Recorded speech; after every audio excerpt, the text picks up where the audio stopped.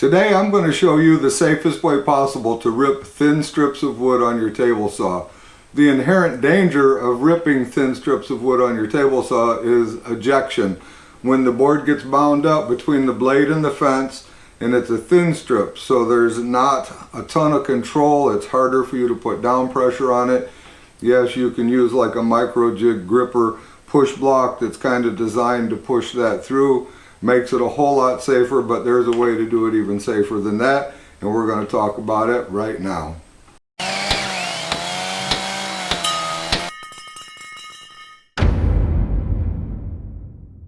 Hi everybody, I'm Jim Dierdorf and this is Detroit DIY. What we're going to be using to do this is a thin strip cutting jig. These are available on Amazon, many other woodworking places. I'll put some links in the descriptions for the tools we're going to use today. We're also going to use some setup blocks just to make it a little easier. You can measure from here to your blade and get your setup that way, or you can use a setup block, especially when it comes to your thinner strips if you want that accuracy. Let's take a closer look at this thing and then we'll get it on the saw and cut some strips. What makes this so safe is the fact that we're going to be cutting the strips on the outside of the blade, not between the blade and the fence. By cutting them on the outside of the blade, we're almost 100% eliminating the possibility of an ejection because we're kind of taking the fence out of play. Now yes, if you have to cut multiple strips, each time we cut one we have to move the fence over a little bit. So once you get to the point of uncomfortableness, then you can stop using that board and start using another one. This thin strip gauge has a nice rule set up on it. It's got some adjustable pointers and it also has a bearing here on the end. Now the bearing is directional, so it'll allow you to spin this way, but it will not spin in the opposite direction. So if you want to use this in the other miter slot on the other side, you have to take the bearing off and turn it over. It's no big deal. I don't know exactly why you would want to use it over there, but you could. Let's get this thing on the saw, get it set up and put it to work. So it's got these feet on the bottom that'll just fit right into your miter slot. So we'll just slide them right in there.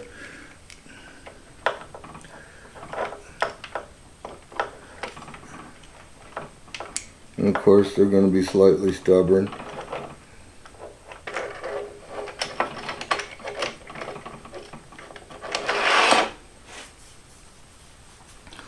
Once we have it in our miter slot, we're going to go ahead and just kind of snug it down, and we're going to get our setup right here off of the front edge of the blade.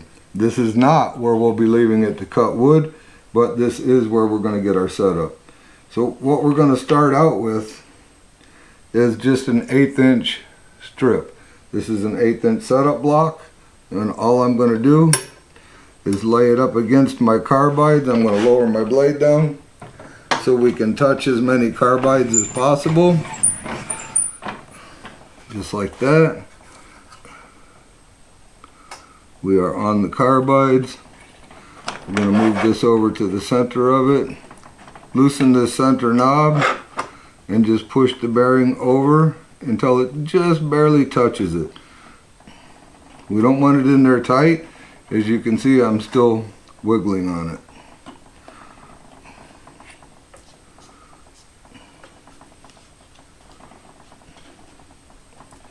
Now what we're going to do is we're going to pull this back to a point where it's behind the blade. So we need to get our blade to the correct height to cut a 3/4 inch piece of material. Get our fence moved out of the way for a second. Raise our blade up.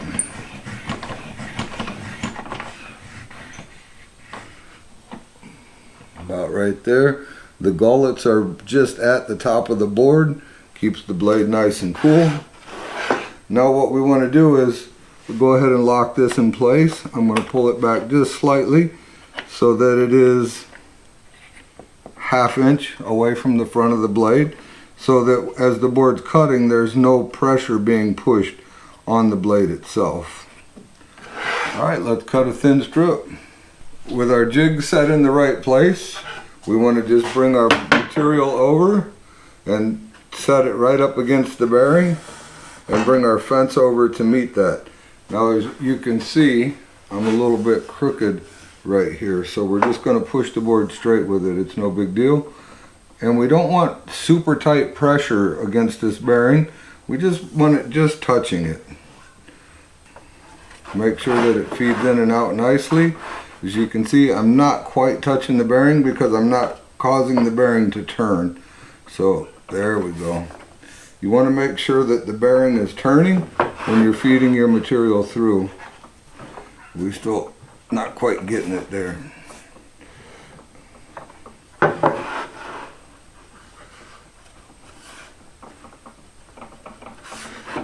Alright, we are good to go now. Let's go ahead and rip this piece down.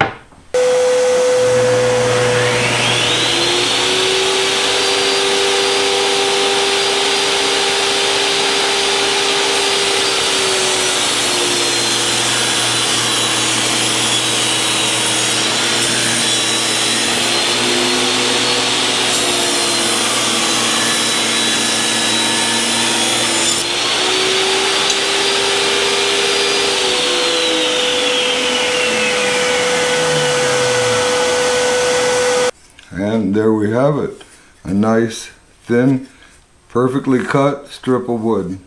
And we cut it very safely.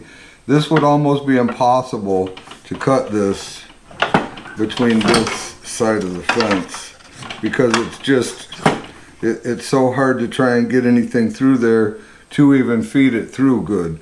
So, or safely I should say. So this is about the only way that you can do that was this thin strip jig, and that turned out really nice. Let's cut another one a little bit wider. The nice thing is that this will go all the way to about 3 1/4 inches and basically down to nothing. So we'll go ahead and we'll set up for a 1/2 inch strip or something like that.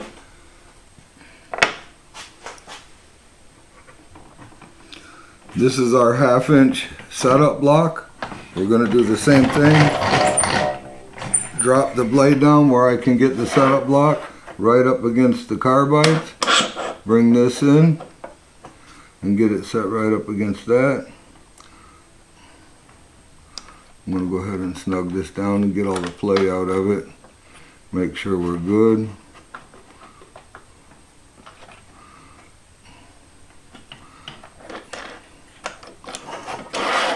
Same thing.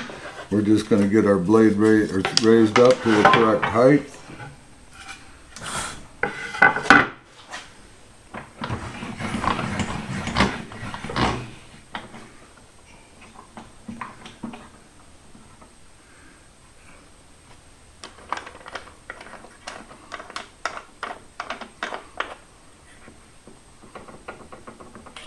Get our fence set up and we are ready to go.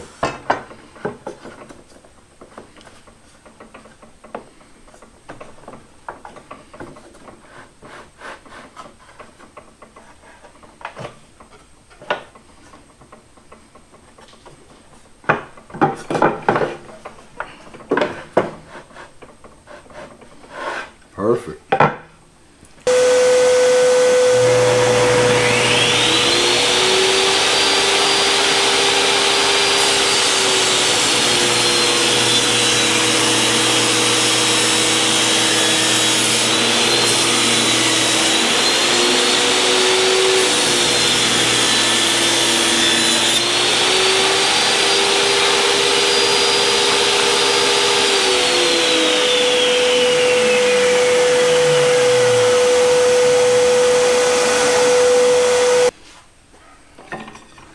There we have it, a nice safely cut 1/2 inch strip of wood.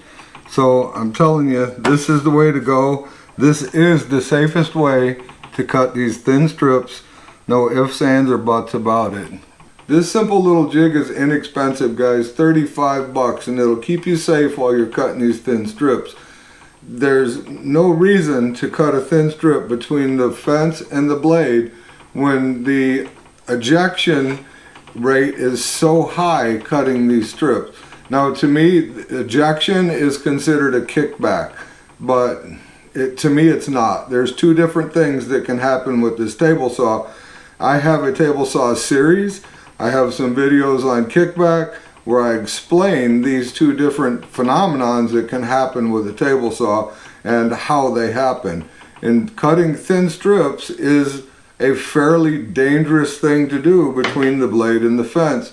And when you can remove all that danger by not having the fence in play with this thin strip, by using this simple jig, it's kind of crazy not to.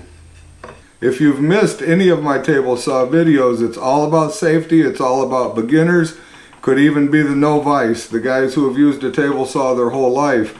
Most people that are injured with a table saw are either beginners or someone who has used a table saw for a very long time that has become complacent in using their table saw. They feel like it's safe, they know what they're doing, and nothing can go wrong. Well, guess what? It can go wrong. You have to give this saw 100% of your focus, your attention, when that blade is spinning. When the blade's not spinning, make sure that you do everything you need to do to keep yourself safe before it is. That's all we got for this time, guys.